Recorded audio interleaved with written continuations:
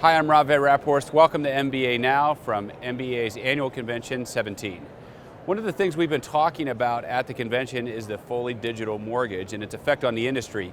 With me today is Ellie Mae's EVP of Corporate Strategy, Joe Tyrrell, to talk about it. Joe, thanks for being here. Thanks for having me. So Joe, why don't you sort of explain what the fully digital mortgage is in your eyes? Sure.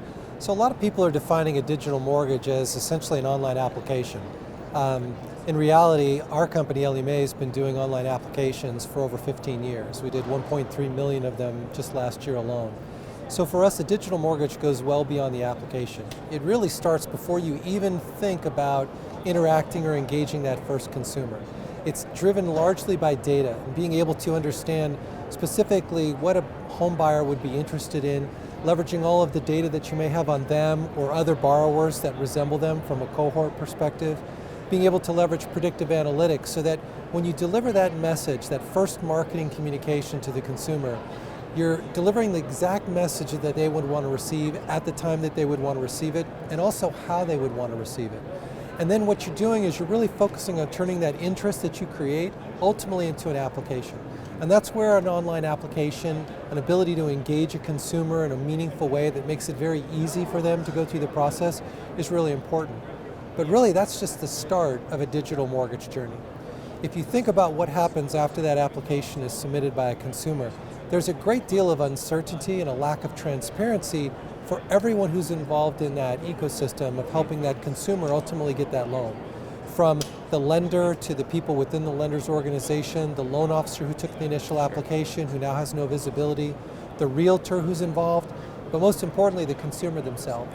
And so for us, it's a focus on true digital mortgage not only has a great way of leveraging data and predictive analytics in the first stages of that process, but really leveraging automation throughout the entire origination process.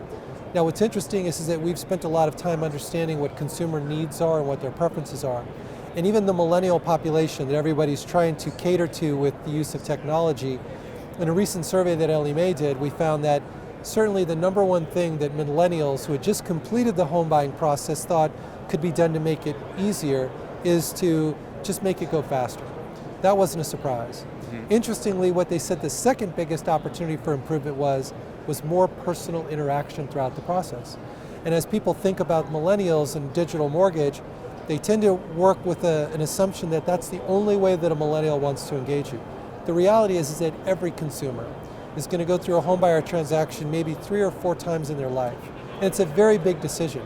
So when we look at automation and leveraging technology, it's not just to automate the steps in the process, it's also to be used to determine what's the most effective way to apply those high-touch elements. Right, I mean, you mentioned millennials, I mean, and you mentioned a few issues you guys have been seeing for your data. Are those the sort of biggest trends you're seeing right now with them? Well, so with the millennials, what we're seeing is they're definitely entering the market. Typically they're doing it in areas where there is a good inventory of affordable housing.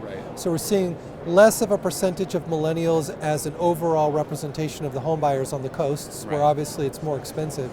But even over the last 3 years, as we've been tracking the data, even on the major metropolitan areas, the highly populated urban areas, we're starting to see the millennials increase the percentage of home buyers. What's interesting is we're also seeing some unique demographics as relates to what age they're really looking to engage in home buying. And so the sweet spot is really between the ages of 28 and 32. Why that's important is because by 2020, there'll be almost 25 million millennials in that age band. So we've got to be thinking now about how do we prepare a process to meet the expectations of these millennials, but at the same time not leave behind the population that's actually driving home buying today. Let's talk about the state of the overall market. I think clearly we're moving into a purchase market. How will a digital mortgage come into play with that? So it's never been more important than today in this purchase-centric market to be leveraging automation and also making sure you're delivering great service.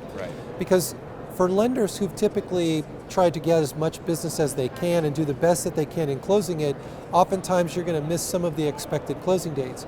On refinances, that's okay, because really what you're doing is you're just delaying when that consumer is either going to get the cash out that they need or a lower payment. But on a purchase transaction, in a highly competitive market, that could be the difference between that consumer actually getting that home or losing it to someone else. So today, lenders have to be razor focused on making sure that they're hitting the closing dates and meeting the commitments to the realtors. Because it's not just that one consumer you're impacting, Right. it's the ability to get continuous referrals from that realtor partner. Right. So for us, the digital mortgage, the purchase-centric market is really highlighting the need for leveraging automation and bringing in that high-touch experience. Yeah, it's fascinating how it's just everything has been developing.